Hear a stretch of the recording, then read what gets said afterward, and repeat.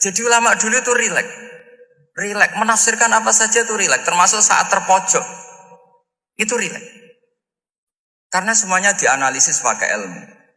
Sehingga ciri utama wali itu apa? Ala inna awliya Allahi la khaufun alaihim walahum yahzanun. Enggak ada rasa takut, enggak ada rasa gampang. Karena melihat sesuatu itu gampang saja.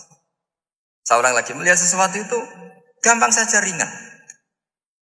Saya beri contoh ya, betapa pentingnya mindset ya, cara berpikir. Orang itu menjadi kikir itu karena nganggap hidup itu lama dan uang itu penting. Kalau zaman Nabi itu sederhana kalau melihat hidup. Pernah suatu saat Nabi itu punya jatah makan. Karena Nabi itu hidupnya juga pas-pasan. Jadi Nabi itu unik. Beliau di satu sisi kaya raya, bisa ngurmat Abu Hurairah, Ammar, Suhaib. Ashabu Sufa itu dirawat Nabi semua. Itu kan kaya, bisa ngerawat sekian orang. Tapi di sisi yang lain untuk pribadinya beliau miskin. Kadang nggak bisa makan hari itu.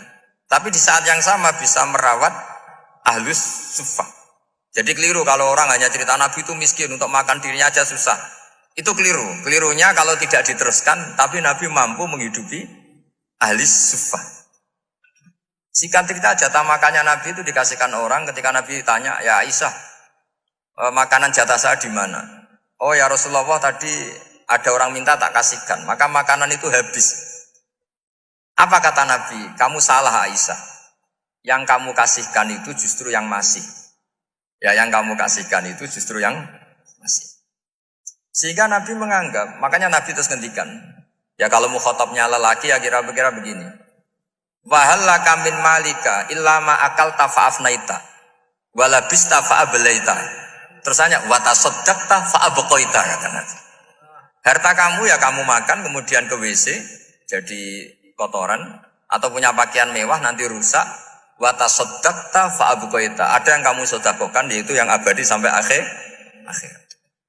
Sehingga banyak pengusaha yang mencintai saya setelah tak ajari hadis itu. Misalnya punya uang 1 miliar karena dia spekulan atau pedagang rawan bangkrut, disedekahkan ke masjid 50 juta, yaitu yang abadi. Jadi kalau suatu saat bangkrut, dia masih punya uang 50 juta di akhirat. Jadi Nabi itu mengajari sedekah itu apa? Ya sedekah itu pengabadian uang. Kalau kita kan enggak, bilang sedekah itu nguras uang.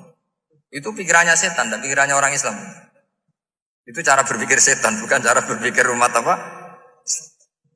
Sehingga Sayyid Ali Zainal Abidin itu kalau ada orang minta, kemudian beliau ngasih, itu beliau bilang gini, marhaban biman hamala zati ilal akhirah. Matur nuwun nggih jenengan sing beto sangu kula nada. Jadi dianggap teller saja. Orang yang minta uang beliau itu dianggap tukang nyatet bank ini. Karena sudah ditabungkan, ya sudah. Kalau kita kan enggak, wah pengemis tuh ganggu gini-gini. Kecuali pengemis profesi ya mungkin kita agak-agak enak. Mari zaman akhir tuh ada pengemis apa? Profesi. Jadi repot teman. Terus tak beri contoh lagi kebahagiaan ketika kita milih Islam moderat.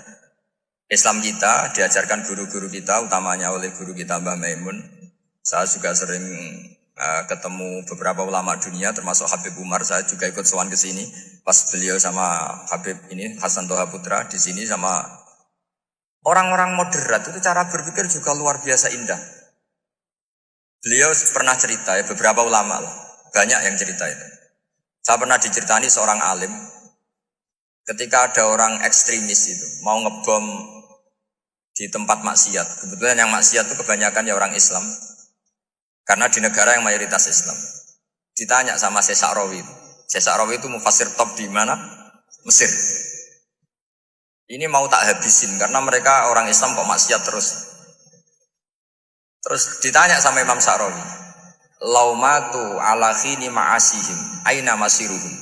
Kalau mereka mati dalam keadaan maksiat, mereka kemana? Ya ilanar, mereka pasti masuk neraka. Terus ditanya sama Imam Sa'rawi, wahal masiruhum ilanar muradun nabi amlah. Punya umat maksiat kemudian mati masuk neraka, itu yang diinginkan Nabi apa enggak? Ya tidak aja.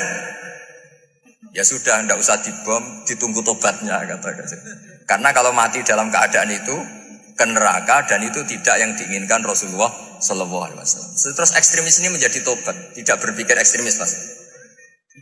Jadi orang itu harus berpikir mindset yang baik. Meskipun kadang berpikir baik itu ya agak-agak kacau.